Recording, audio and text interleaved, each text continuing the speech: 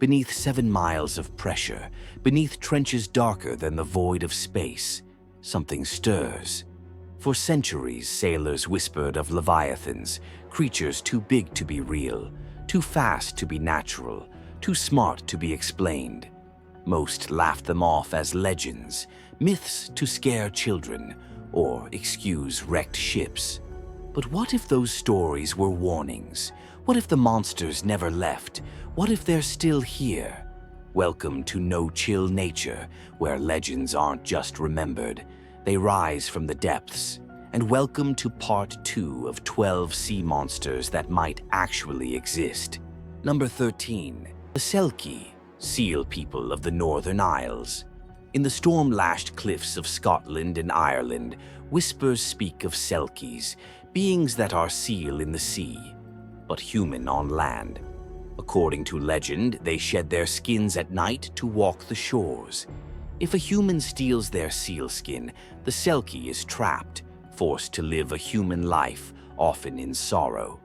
Many folktales tell of fishermen who married Selkies, only to be left behind when the skin was found and the sea called them home. The myth may be rooted in sightings of northern elephant seals or gray seals standing upright on rocky beaches, especially when seen in fog or twilight. Their large, soulful eyes and humanoid postures can look almost mystical from a distance. Anthropologists also believe Selki legends helped coastal communities explain the sudden disappearances of loved ones at sea, and the feeling that the ocean always takes what it wants. Whether myth or metaphor, the Selki reminds us, the sea gives, and it always takes back. The Bakunawa, the moon-eating serpent of the Philippines. In ancient Filipino mythology, there is a creature so powerful it could rise from the ocean and swallow the moon whole. They call it Bakunawa, a sea serpent with a mouth so vast it could black out the sky. During lunar eclipses, villagers would bang pots and pans to scare it away, believing it was devouring the moon.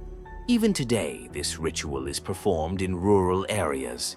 Myth says Bakunawa once lived peacefully in the sea, guarding 7 moons. But consumed by envy, it rose to consume them one by one. Only the last moon was saved, thanks to the noise and cries of the people. While we now know eclipses are celestial events, this legend reveals how deeply the ocean was tied to cosmic fears. Some interpret Bakunawa as a symbol of tsunamis or sea level rise, a monstrous force that swallows the light and brings darkness.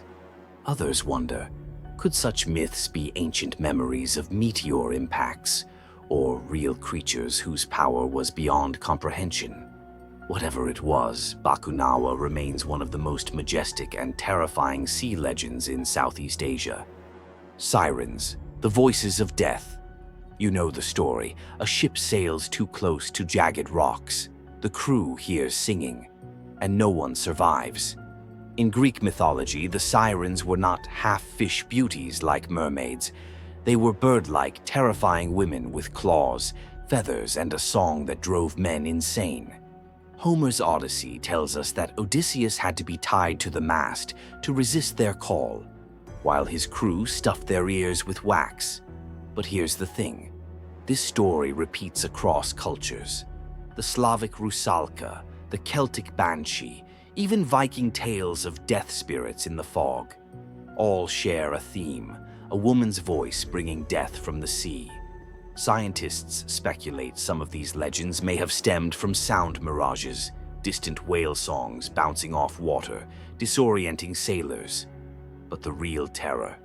Some believe sirens are symbolic of the ocean itself, beautiful, mysterious, and fatal if underestimated. Jrmungandr, the world serpent. In Norse mythology, Jörmungandr is no ordinary snake. It's so massive that it wraps around the entire earth and bites its own tail.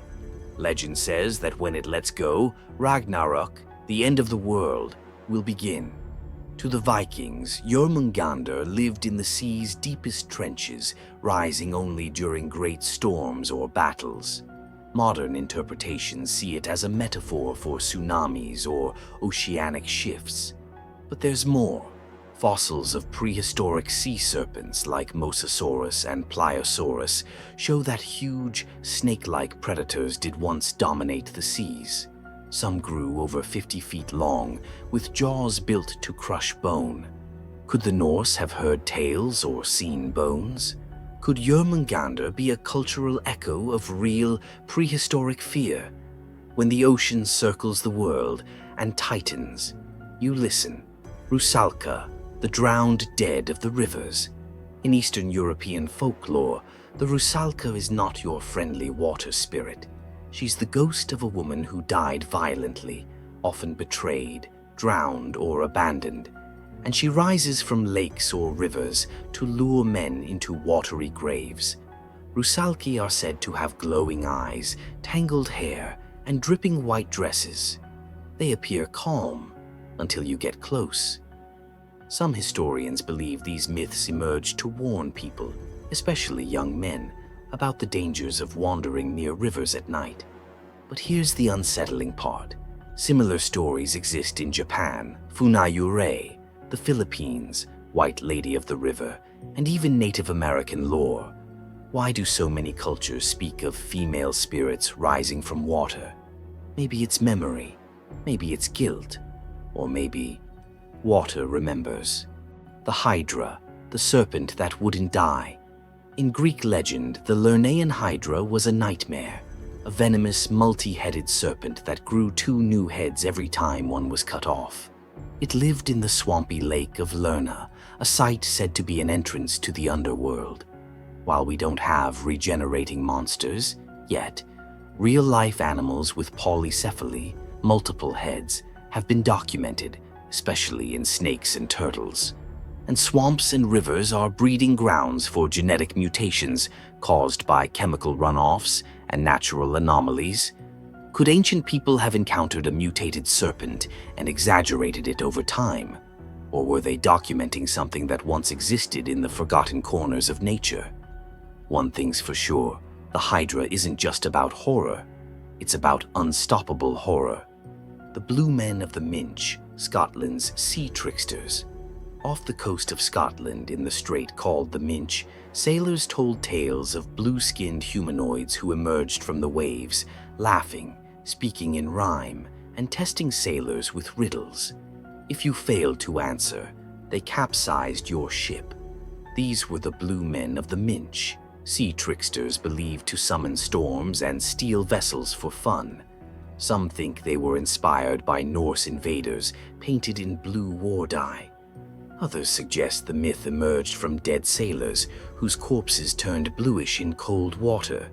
But still, local legends say the Blue Men live in caves below the sea, waiting. Riddle me this. If the ocean spoke in rhyme, would you answer? The Fiji Mermaid, the greatest hoax or something real? In 1842, P.T. Barnum displayed what he claimed was a real mermaid, dried, mummified, and grotesque. The Fiji Mermaid, as it was called, had the torso of a monkey and the tail of a fish. Of course, it was a hoax, stitched together by craftsmen in Asia and passed off as real for fame and fortune. But here's what's interesting. Cultures around the world have identical mermaid tales. Long before global communication, could the hoax have been based on real sightings, deformed sea creatures, hallucinations, or something that slipped through the cracks of biology? Sometimes fake things are inspired by real fears. Charybdis, the Whirlpool of Death. Across from Scylla in the Strait of Messina lurked her sister, Charybdis, a monstrous whirlpool said to suck entire ships into the underworld. Odysseus had to sail between the two. The literal origin of the phrase, between a rock and a hard place. Charybdis may sound like fantasy, but whirlpools are real and deadly, especially in straits with opposing currents and shifting seabeds. Some natural whirlpools, like Saltstraumen in Norway or Corryvrekin in Scotland, are powerful enough to capsize small boats. What's more, underwater earthquakes can suddenly displace water, creating instant maelstroms, silent, swirling death traps. Charybdis wasn't just a monster.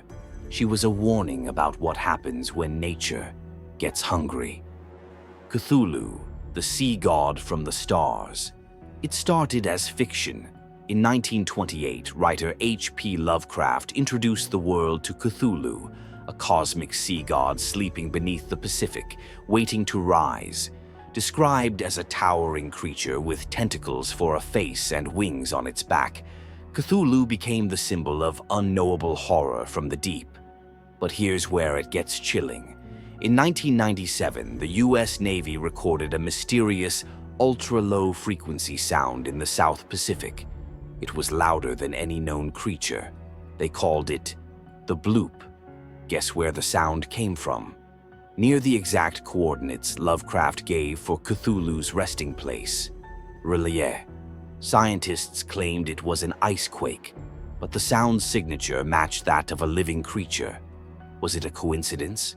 Or did Lovecraft tap into something real, something ancient? Sometimes fiction is just truth in disguise. SCP-3000, the Mind Eating Eel. In the realm of digital horror, few creatures are as terrifying as SCP-3000, a fictional entity from the SCP Foundation universe.